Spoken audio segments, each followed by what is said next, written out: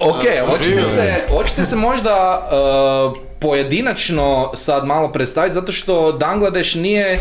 Jedan entitet. Tako je. Vi ste zapravo, ajmo tako reći, profilirani ljudi u svojim područjima od prije, a onda ste to jednostavno povezali sa zajedničkom ljubavi prema hrani. Dame, prve. Onda ti priči. Da, kaj te zanima? Pa ja tebe pratim što se repa tiče, evo. Da, evo. Već 19 godina, da. Mislim sad već... Ja osobno, ali evo, možda postoji još nešto zašto ne znam vezano uz tvoj život, ono. Nešto postoji sigurno. Čim bi se volio pohvaliti možda. Buraz, fakat puno toga. Mislim, glupo zvuči, ali fakat puno. Mislim, najviše poveznica je bilo sa hip-hopom, naravno, i sve to.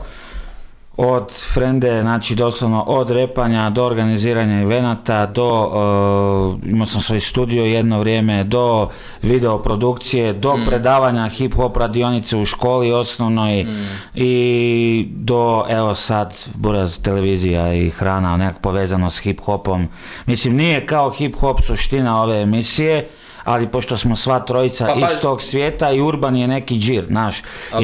I uvijek je nekako ono hrana, hip-hop, uvijek je to nekako povezano bilo, bar u mojoj glavi nekako. Pa pravo da ti kažem, evo, nisi jedini jer ne mora biti nužno, može to biti, znaš, ne znam, društvena odgovornost ili nezadovoljstvo, što se, ali isto sam nekak gledao uvijek to sad teme o čemu pričam, to se slažem s ovom, ali pričamo o naš taj neki lifestyle. Točno to, brije se na fino, brije se na finu robu, brije se na finu hranu, fine žene, brije se na fino robu, fino. Da. A hrana je hrana, fina. Naravno, i naš, i mnogi ti reperi realno su i vlasnici restorana i bla bla bla bla bla. I nebitno, i uglavnom nekako mi je to, a jedan od inspiracija je bio Action Bronson. Tako. Najpoznatiji kulinar reper. Tako, i Fuck That's Delicious, i ja sam to doslovno ideju, ja sam gledao te epizode iz dana u dan i doslovno gledao to i dobio ideju pošto ono. Jel? Da. Znaš to, i volim jest, i volim svašta nešto, i volim isprobavat, i rekao, gle, ovog nema fakat ovdje, nema ništa blizu, uopće približno, niti vrijedno, bez uvrede prema ikom, ali vrijedno nekog spomena, da se nešto u tom nekom smislu radi. Kužiš? Jesi gledao ono kad je išao prezentirat baklavu s obzirom da je Albanac? Da, to mi je bilo hit. Znači, to mi je bilo malo, malo mi je moje srce zatitralo. Znači, jedno vrijeme sam proveo u Las Vegasu i bili smo na nekom njegovom nastupu tamo i frajer je doslovno za vrijeme koncerta i frajer peko hamburgere i bacio ih u publiku. Znači pa to ide s njegovim. Ode van, ode pišat, ode traži, sitniš, kao imaš $5, treba mi burger, hoću pileća krilca, hoću ovo. Čekaj, Action Bronson. Nisi vidio nikad to? Ne, vidio sam samo Fuck That's Delicious, nisam... To, ali ima još par emisija. Sa Viceom radi, oni Munchies-ima. Da, i Watching Ancient Aliens, znači oni se napljugaju i gledaju nekakve Čovjek je ovakav Žižek je složio, da se vidi, čovjek ima najveći na svijetu, i svako ima još svoje sa strane i ne znaju što gledaju, samo je diskusija, predivan format. Meni je Action mi je uzor ovoga za bradu, za ševo je za fizički izgled, inače, naravno. Tako da smo daleko ste još daleko jesam, ali na putu, to ću ja tebi reći. I to je to, i onda kužiš sa Veljom Ogom sam dugo već se znamo i surađujemo. Ali je zadobro povezao, vi niste s Kvarta? Ne. Okay. Čekaj, dođi okay. Vas dvoje ste s Kvarta. Mijat i ja smo s Kvarta i njega sam doslovno, videoprodukcija, ovako šaljiv momak, voli isto pojest, naše to.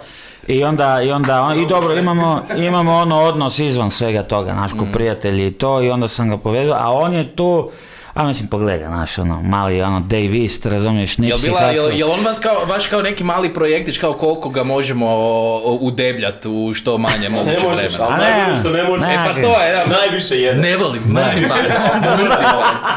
A što imaš takozvani Golden Rectum of a God, kad te ne peče čmarčina nakon Chipotle i kad možeš jesti koliko hoćeš, ali... Upravo taj. Ti si najjači, majke mi možeš. Ali čujem sad ovisi ovo ovoga u kojoj grani i u kojoj industriji gledaš, bodybuilderi onak ne poželjuju tipa takav somatotip uopće jer se ništa ne kelji, baš se ekstra moraju potruditi. Da. Neki ljudi bi ubili za to, kao daj mi sam da jedem, da se niš ne kači. Buraz moj, ja imam 85 kila. Jeo cijeli tjedan. Dođi do mikrofona. Jeo cijeli tjedan ili ne jeo, ja ću imati 85 kila uvijek. Nema šanse da meni je cilj doći do 95, da se malo dignem. Da, kužim. Ali ništa. Gle, svako nosi svoj križ, to ću reći. Ali pazi šta poželiš, pazi šta poželiš. Nećemo se više s tim. Jer kad krene jednom ne staje, frende, znam ja, vjeruj, ne, ja sam bio manji od Dukija. Vjerovali ili ne, frende? Nemoj se. Ozbiljno. Ma ne, da zike. Ja mislim da nije. Kao Matija Gečević. Dok si imao 6 godina. Ne, 6, kad se rodio. Dok si u treningu bio i to. Da, kad sam, A dobro, ali tebi onak, znaš tebi to nekak ide onak čak i u neku jačinu, nije da si, da si onak masan koji ja. Mislim, nađe se, ali trenko sam dosta, znači, blokao sam. To sam htio pitati, da li je nekakav grupni trening ili individualni u priči? Ne. Jer vidim da ovi, znaš, oni Epic Meal Time.